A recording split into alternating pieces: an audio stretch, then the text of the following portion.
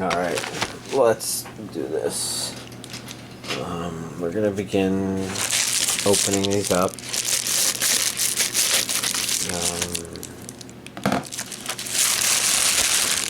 Don't know what this one is. Okay, yeah.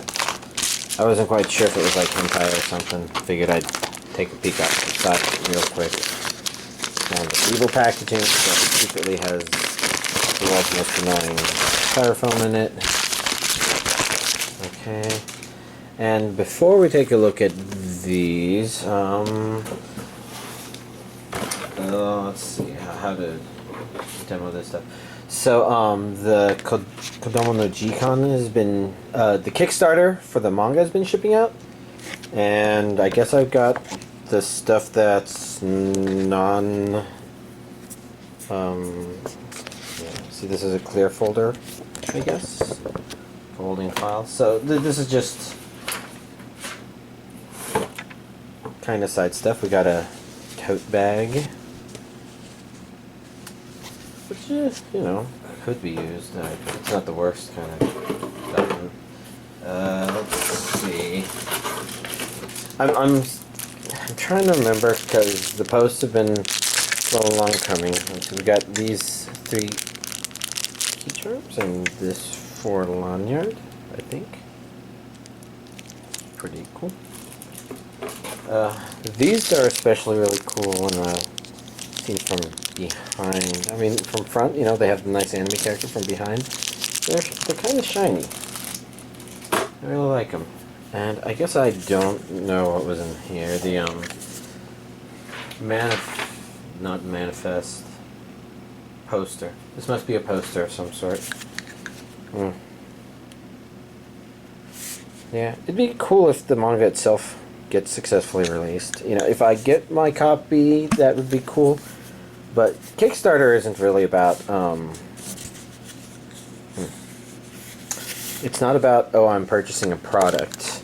It's, I'm funding a thing. And with that comes, you know, the potential risks of that funding doesn't actually pan out. And I think people can forget about that too easily. I'm just curious what poster it is, and this thing doesn't want to come out. And I don't want to poke it too hard. I could grab onto something. Don't want to do that without. So I can see in there, it's definitely a poster. Curious. But I guess I'm having trouble opening it, so I'm not that curious. Sorry, y'all. It's just some Kodomo no Jikan poster. And for those of you that weren't around when I funded it, I kind of found it to be something that was worth spending the time to fund, just because I've gotten the impression that the subject material has just made it taboo, but it's actually an entertaining... Not entertaining? Well, I mean, entertaining means different things. I think some people said it's maybe not heartwarming. There's a sort of satisfaction people get from the story. And the impression I get is that the person that worked on it, this was just a way of her kind of exploring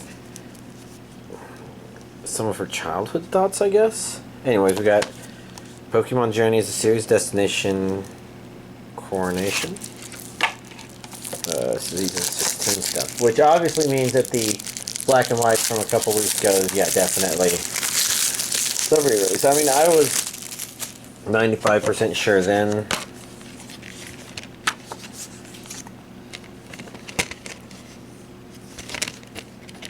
But, you know, when you get older, sometimes time feels weird. In this case, all of the, even though black and white was probably 1 billion years ago, it feels relatively recent still.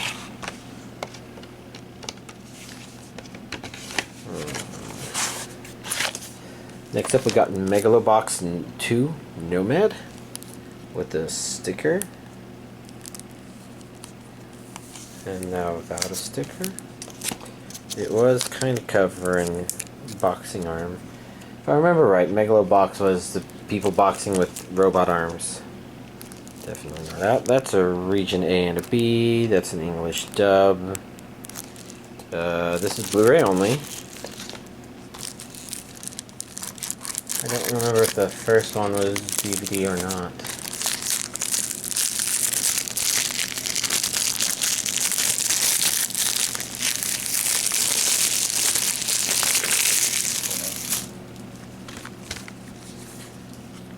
Oh well. We're just diving in. I don't remember what the first one's discs looked like. I don't remember what even happened at the end of the first season. Or kind of midway. Speaking of getting old and stuff, that's forgetting things. Next up we have Tsukipro the Animation. I think that's a bunch of guys. I'm looking at it in the eyes, seeing some things like, wait, is that a girl? No. Is that a girl? No. To be fair, you know, anime doesn't have to have girls, but, you know, they're just easier on my eyes. If anybody's curious, I know nobody is. Includes all 13 episodes. Japanese with English subtitles. All the boys in all the idol groups. But yeah, I'm, you know, heterosexual. Definitely like the girls.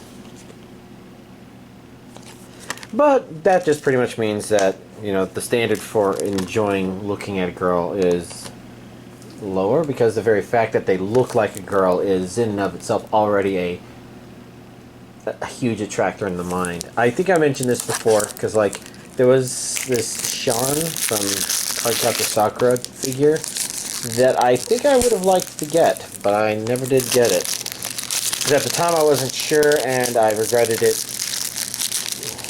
afterwards. I'm like, I really should have gotten it. Because I got a lot of female figures, because again, you know, they don't have to be all that spectacular to do to them, you know. Okay. So here's the plastic, but I was grabbing onto this plastic. That's strange. Well, Haikyu, this should be season 4.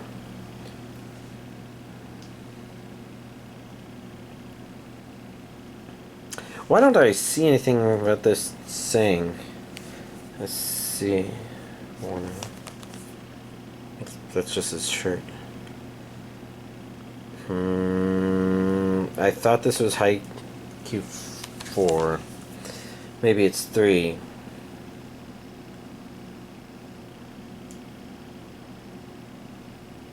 Training camp. Oh, that's an English dub. Region A. 25 episodes.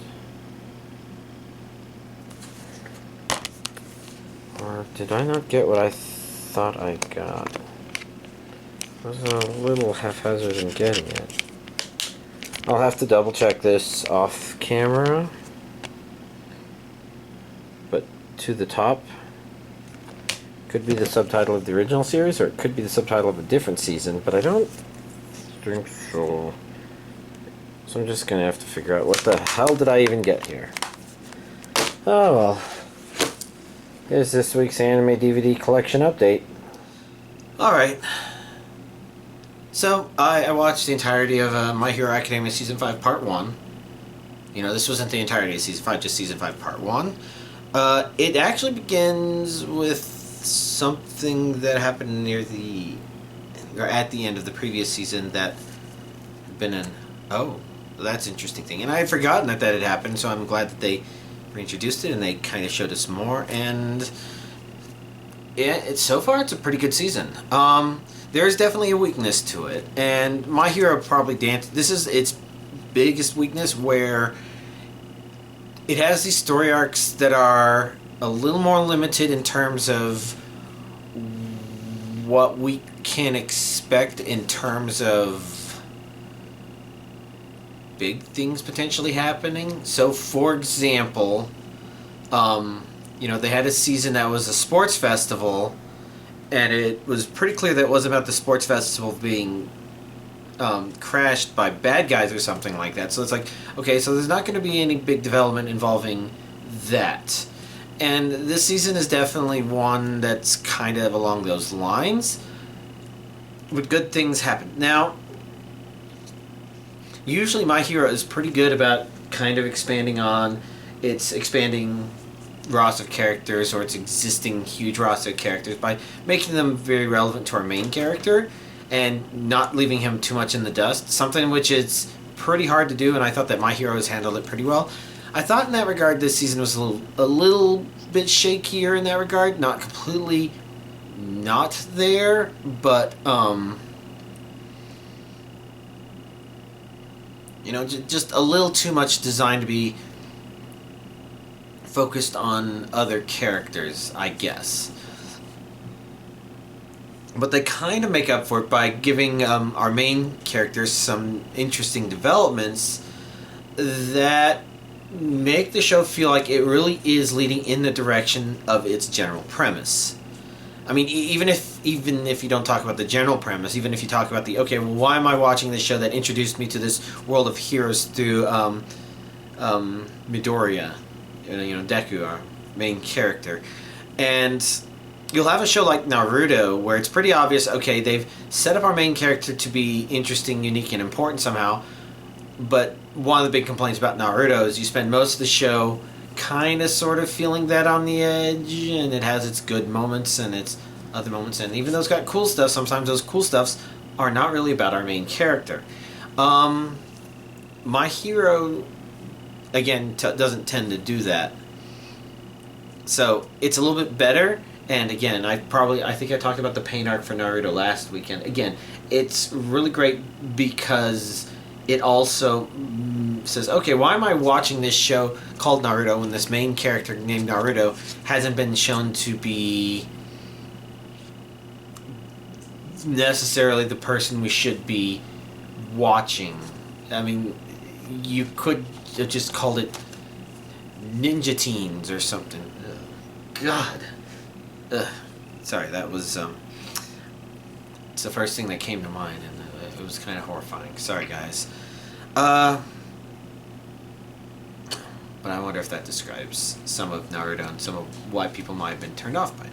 Anyways, again, My Hero definitely still avoiding that, being a little iffy, but again, making up for it by giving our main character developments. I just repeated myself. I'm exhausted, but hopefully I got through that. I really liked this first half of Season 5. It leaves me in a place where I definitely want to see what more is going to happen. And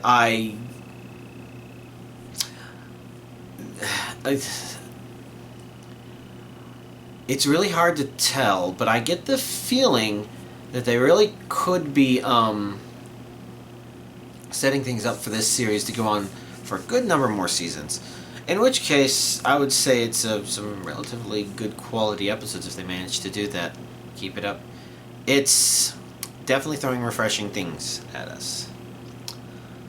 Let's see. I also watched the first 8 episodes of Tower of God, which I think is anime. I think there was a Japanese with English subtitles option, which means it is anime, as opposed to something that would be slightly else. Crunchyroll probably puts its name on there,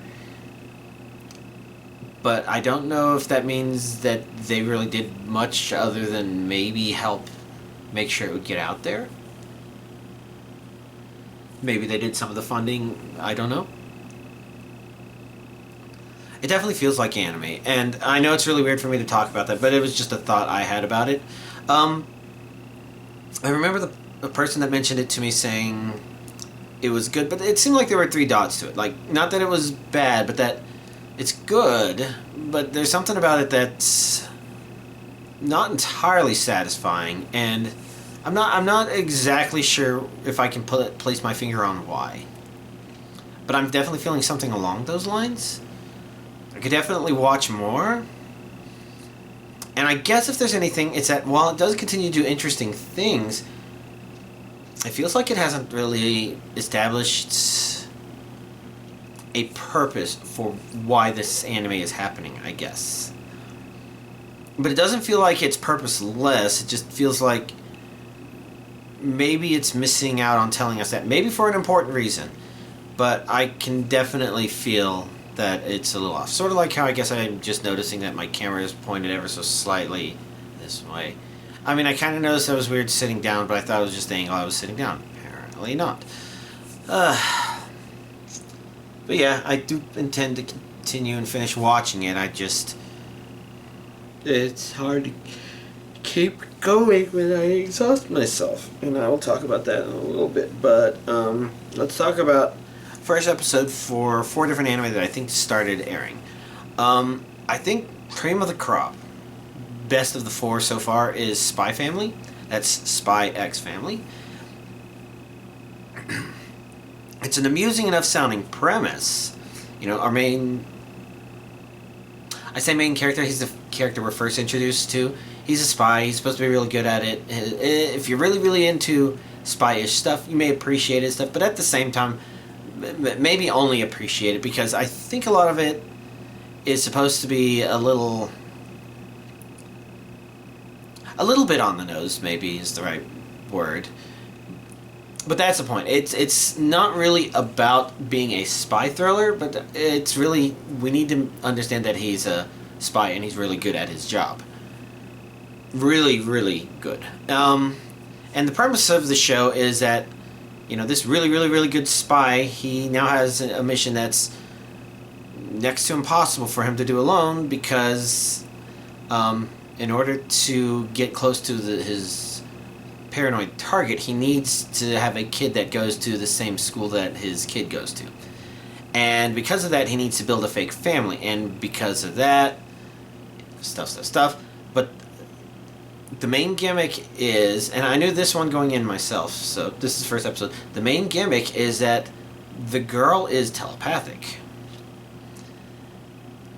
So he's secretly a spy, she's secretly telepathic. And maybe the secretly telepathic is the hint as to why this starts working really good. It's a good enough premise. That sounds like some really good just interaction to play off with. But the thing that's really, really interesting is she's definitely propelling the show in great directions. Like, he's almost a straight man in the way he's played, and she's the one that throws the curveball into the usual narrative. And it's done in just such a smooth, satisfying way, where if you have certain ideas on how a telepathic character may act, they're throwing wrenches in your gears. Part of it is they make her an unpredictable little kid, but they also don't make her the kind of unpredictable little kid that they like to make, oh, she's a telepath, into. They're going somewhere that's very wholesome. That's my first feeling. I don't know if that's accurate, but, you know, I would have liked to see some more. It was a really great first episode.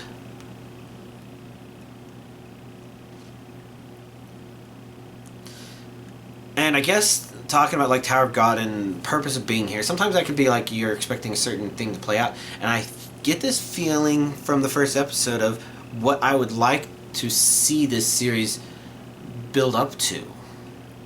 I guess I don't want to speculate about that too much, because, you know, it's a new show. If you haven't watched it, I recommend giving it a shot. Its first episode is pretty phenomenal. Next up, I watched and the title's so long that it doesn't show up there, so I'm going to my notes here. The Greatest Demon Lord is reincarnated as a typical nobody.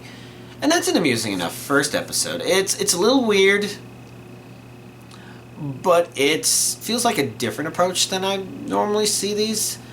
That pretty much means that I can't really say it's going to be a great series, but it definitely has good potential. As in, it's really where it goes from where it started, because Episode 1 is kind of a flashbacky sort of setup. I say sort of because there's a flashback at the beginning of the flashback, then that's kind of, oh yes, our Demon Lord, who's the greatest Demon Lord ever, blah blah blah. He can't make friends, lost his only friend, wants to reincarnate so that he can be nobody, so that he can make friends with people again. And then the first episode is him as a 10-year-old. And there's definitely problems with completely taking it serious, because especially in the presence of jobless reincarnation, because that show did a really good job of saying, okay, well, what happens if you have this person who's basically an adult, and he's resurrected in another world with all of his memories as a baby. So it's not a magic resurrection, it's a cycle of reincarnation sort of resurrection, except he continues to have his memories. So they play that off really well. This one does not play that off very well, because I don't think that's supposed to be the intention. Some of it is supposed to be an excuse for why his behavior is abnormal. Some of it is supposed to be an explanation for why he's secretly so powerful. But it really doesn't play off as the most realistic, but it's just whatever. The entire point is, okay, I guess we're supposed to assume that he grew up, and maybe as a baby he even knew he was previously the greatest demon lord, because there doesn't seem to be that much of a jump or cut in his memories per se. Okay, so he had his memories of then. It doesn't imply that he regained them over time or something like that. Some of that can sort of explain why maybe his childhood he didn't make any friends before he was 10. Not that I would expect everybody to make the bestest of friends before 10 per se, but rather you would think that there would just be interactions that would naturally occur that would cause friendships to more or less exist, I guess. And while the pieces are in place to explain why that wouldn't happen, it's just jumping into it.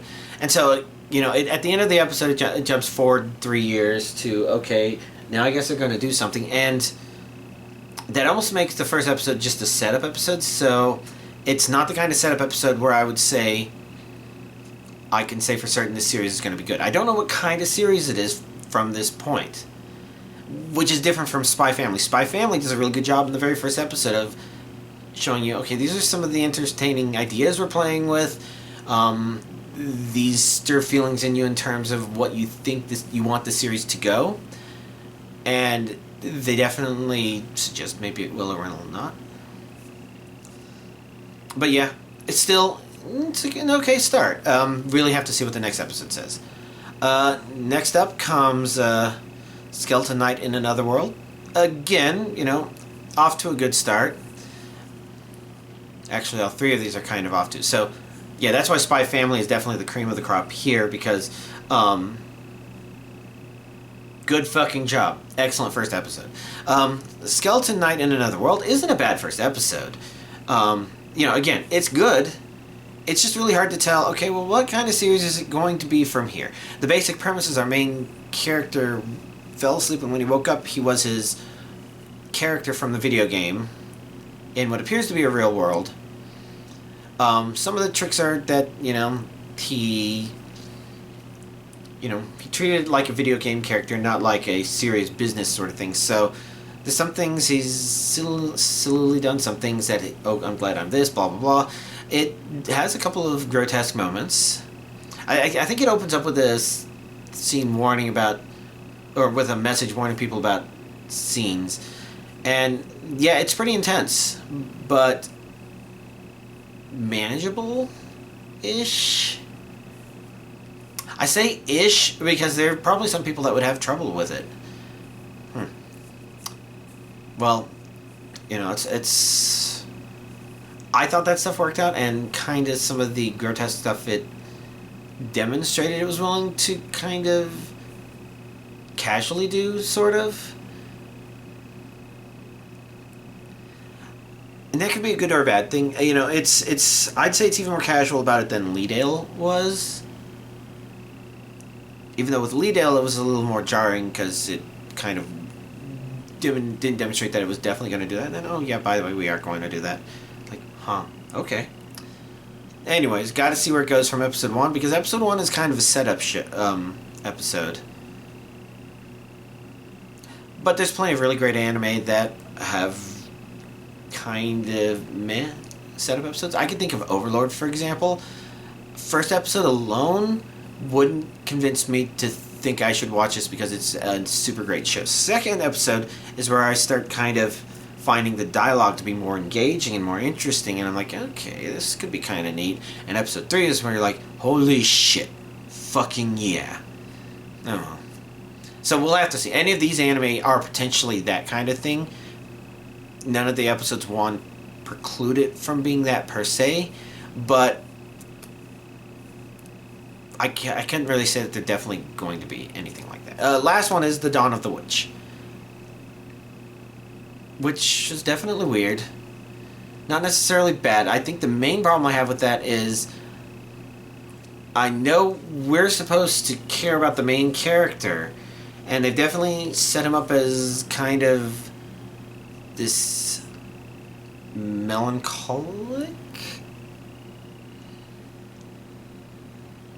mysterious character. Not necessarily dark and mysterious, sexy, but more like he seems to keep to himself. He doesn't seem to be like Alucard or something like that, where he's just so self-assured of himself. He seems kind of like a blank slate.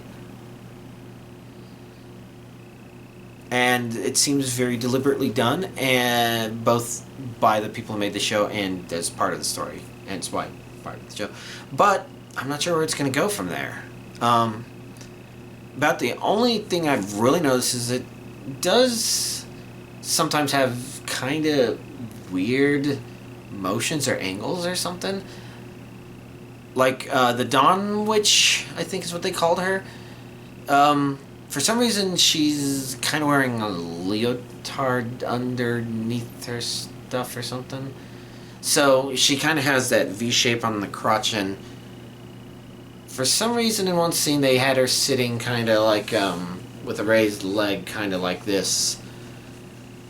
And it's weird because it didn't necessarily feel incorrect, but it I think they zoomed in on the crotch when she did that because they wanted to demonstrate that they were showing off that aspect of her or something, which is weird, but other people may be into it.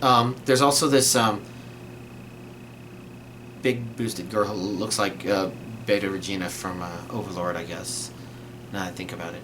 And I didn't really think of her as big breasted until seen pretty close to the end where they're like holding this glowing thing and it's zoomed in on it right next to her chest. I'm like, that feels deliberate. And it's not necessarily intrusive, but for some reason they stood out to me. Something about them is unexpected in the way they were presented. Not necessarily in a bad way, maybe in a good way, I don't know. But yeah,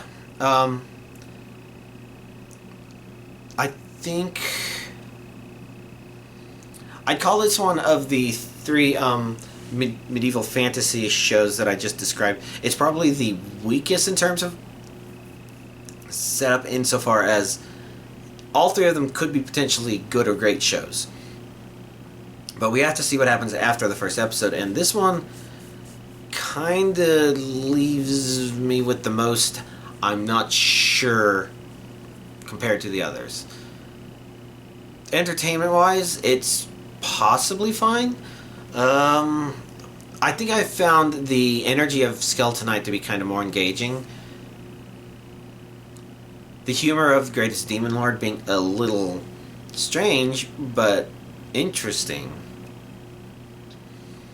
And of course, the winner of this week's anime, well, I would like to say Spy Family, but you know, season 5 of My Hero Academia was in there, the first half of it.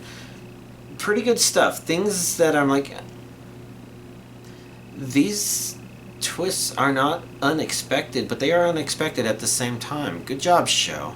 You did something that feels right, that adds a complexity to the show in the direction that it needs to go. So yeah, good job. Anyways, that's all that stuff. So the complete exhaustion is from Animal Crossing. You may recall last week I had a Nintendo Switch OLED, OELD.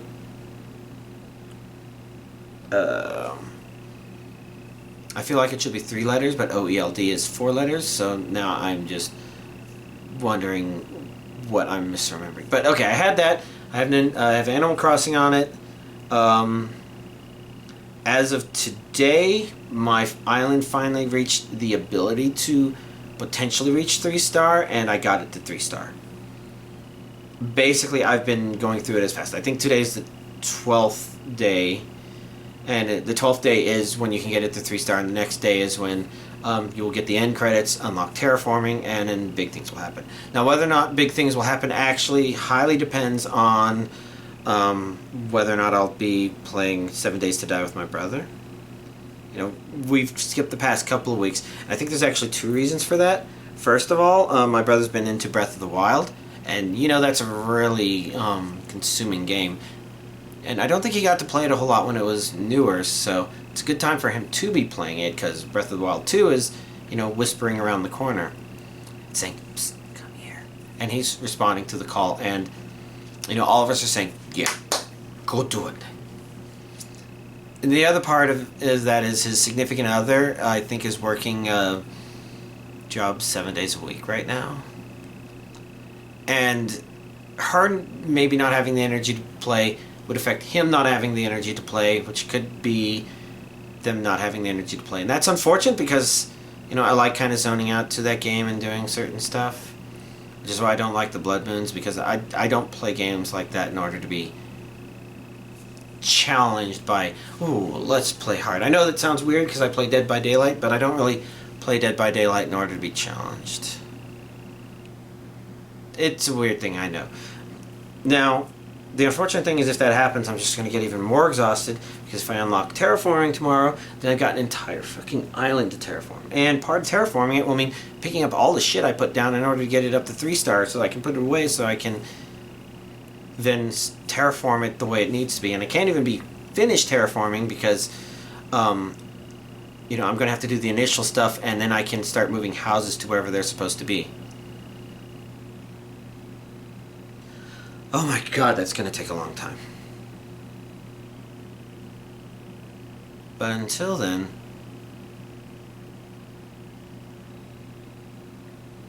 oh well, it's so much stuff.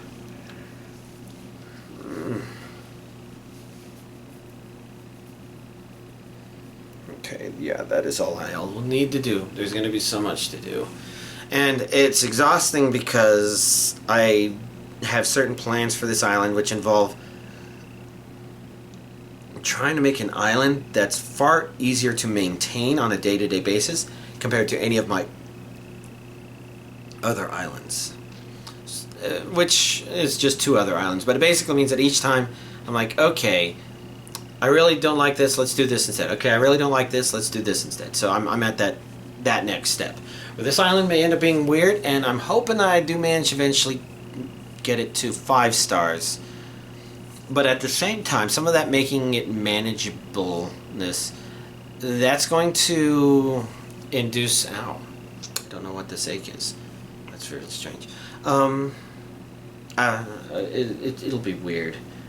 I'm exploring weird. And if I manage to get up to 5 stars, then that's 3 islands I have that can potentially produce Lilies of the Valley every day, and that would be pretty good. But until then,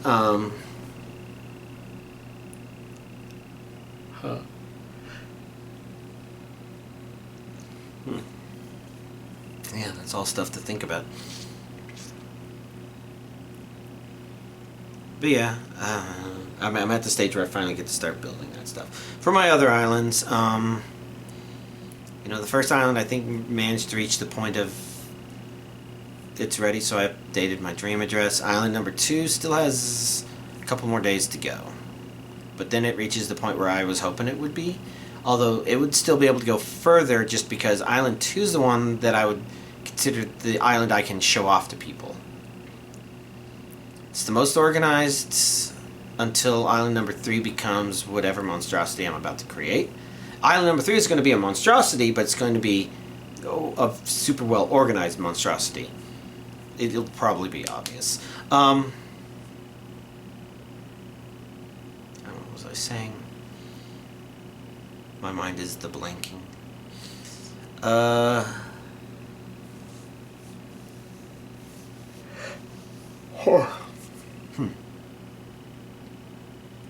I know I had something to say, but I've already forgotten what it is.